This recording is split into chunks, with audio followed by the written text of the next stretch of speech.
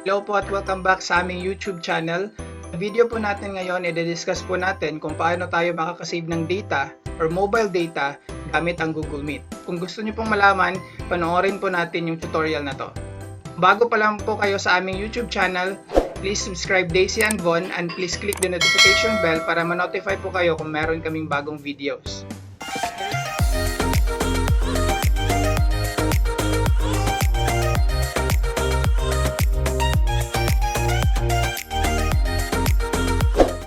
The recent situation po natin ngayon dito sa Philippines, palagi na lang pong webinar yung ating ginagawa or mga online meetings kasi nga po meron pong COVID-19. Every meeting at saka webinar po na ginagawa natin, nangangailangan po tayo ng mobile data.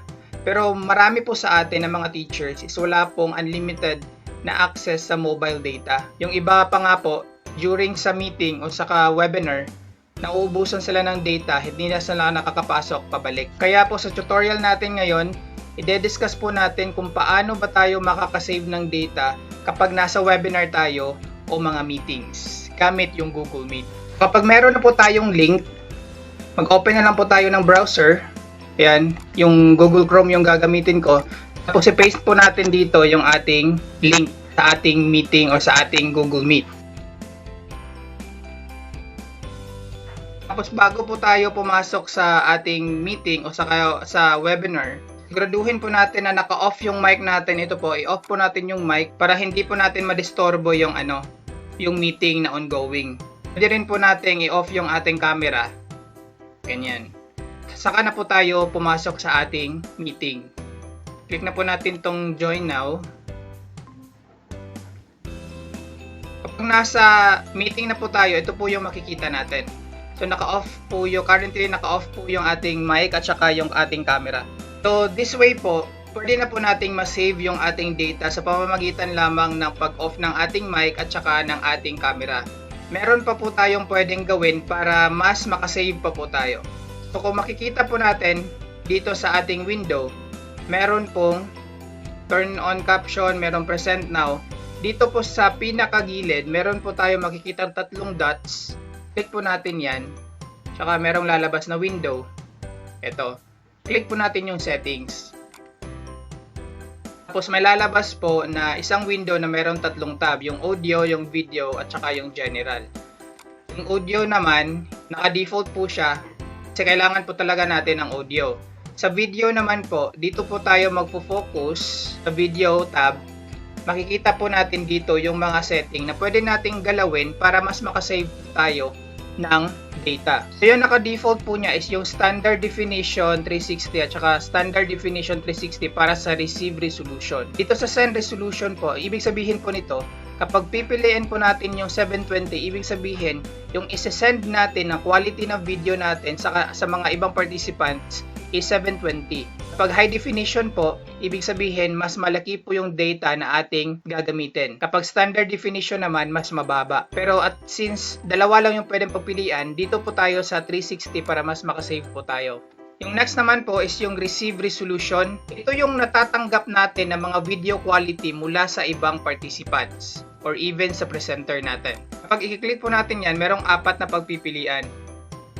Merong high definition, yung standard definition at saka isang standard definition na 360 pero one video at a time.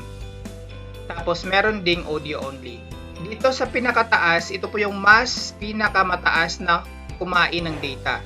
Yung pinakamababa naman, ito yung mas maliit na kinakain niya na data. So kapag pipiliin po natin tong audio only, mas makakasave tayo ng ating data kapag audio only po yung ating gagamitin. Discuss na lang po natin kung anong ibig sabihin ng mga choices na to. Yung high definition po is ito po yung definition ng video na nakikita natin mula sa ibang participants. Kapag naka-high definition po sila, at saka i-high definition po natin to, high definition po na video yung ating makikita mula sa ibang participant. Yung standard definition po naman, ito yung kasunod ng 720 dito sa baba. Mas maliit po siya ng kinakain na data pero yung quality ng video niya is mas mababa kumpara sa 720. Pero mas mababa po siya kumain ng data. Yung pangatlo naman, yung standard definition, one video at a time po. Ibig sabihin, mas mababa pa to kumain ng data kasi yung thumbnail ng ibang participants hindi nakikita. Nato-turn off po siya.